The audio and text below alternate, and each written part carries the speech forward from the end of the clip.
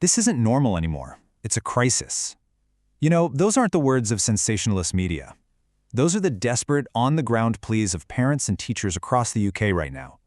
We are witnessing a terrifying surge in violence, and the communities actually living through it are sounding the alarm. Welcome to this Explainer. Okay, let's dive into this. Today, we're focusing on one of the most deeply concerning realities in the UK, the knife crime crisis. Our goal here is pretty straightforward. We're going to look directly at the facts, unpack the root causes, and examine what's actually being done to stop it. Part 1. A nation in crisis, and frankly, a deeply tragic week. To really understand the current climate, we have to look at the stark reality of just the past few weeks. This isn't happening in a vacuum. In a matter of days, violent, high-profile incidents have struck across London, Birmingham, Manchester, and Liverpool. So we're talking the South, the Midlands, the North. The rapid, widespread nature of these events proves, without a doubt, this isn't confined to just one postcode. But honestly, the most heartbreaking aspect of this recent wave? It's the age of those involved. We are talking about kids, victims as young as 14 and 15 years old caught in these horrific attacks. It's gotten so severe that British police are openly admitting the sheer volume of these incidents is rising way faster than anyone prepared for. Which brings us to Section 2, the root causes. Why is this happening now? To figure this out, we have to neutrally examine a really complex web of societal pressures. Experts essentially point to a perfect storm. First, an increase in youth gang conflicts. Second, these are being violently amplified by social media feuds. Third, a severe lack of community support systems. Fourth, crippling cost of living pressures. And fifth, a sharp drop in police numbers over recent years. Every single one of these factors acts as a compounding block, building on top of each other. And because of that compounding effect, the warnings from the front lines are incredibly stark. Police chiefs are stating outright that youth violence is becoming out of control. Let that sink in for a second. The exact experts tasked with keeping the streets safe are telling us that the sheer scale of the challenge on the ground is actively overwhelming our current systems. Now, what's really interesting here is how we frame the psychology behind the crisis. There's this common assumption of intention and malice, the idea that kids carry weapons specifically to cause harm. But there's a much more tragic reality for many of these teenagers, and that's fear and protection. They don't actually have the intention to hurt anybody, they carry a knife simply because they're terrified of the walk home.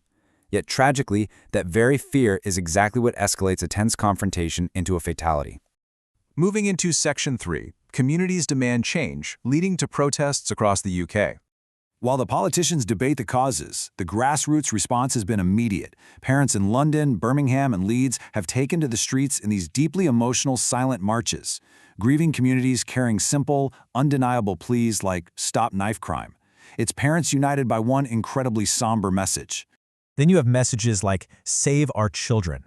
The emotional weight of that is just immense. These aren't political slogans. These are literally mothers and fathers begging for their kids to have the fundamental right to grow up without the threat of a blade. And how many more? That is the ultimate question haunting these protests, right?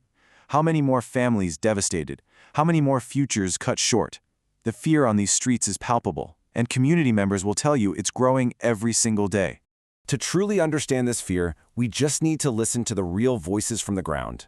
One London mother recently said, "My son is afraid to walk home from school. He checks behind him every few minutes." Just think about that. The daily, absolutely mundane routine of a walk home from school has basically become an exercise in sheer terror for these kids. Section 4, the government response. Action from the top. There's a very real tension right now between those passionate protests on the streets and the top-down actions from the UK government. So the crucial point is, what exactly is the new action plan? Well, first, deploying more police patrols directly into identified hotspots. Second, rolling out school awareness programs. Third, implementing stronger punishments for carrying a knife.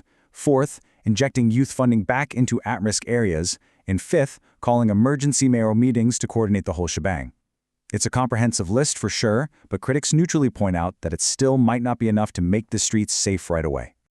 And that exact sentiment is actually echoed by those enforcing the law. As one UK police officer admitted, "We're doing everything we can, but the problem is bigger than policing." This is a profoundly important realization. The government is taking action, yes, but this shows that law enforcement alone cannot just arrest its way out of this crisis. The fear and those root causes we talked about span way beyond just policing. Which brings us to our final section, Section 5, Solving a National Emergency. What happens next? We are currently at a critical turning point here. Politicians across the spectrum agree this is no longer just a city problem, it's a full-blown national emergency. So how do we actually move forward? Well, we need better youth support so kids don't feel abandoned. We need to actively build safer community spaces and restore those vital social programs. We absolutely need faster emergency services, stronger, more effective policing, and above all, sustained national awareness. It's going to be a massive, united undertaking to reclaim these streets. Ultimately, it all comes down to this. Knife crime is tearing families apart across the UK right now. And every young life lost is a tragedy that could have been prevented. The policies are being written, sure, but the real question is, will they reach the streets in time to save the next child walking home from school? We can't look away from this. Stay informed, stay alert, and help spread awareness of this ongoing crisis.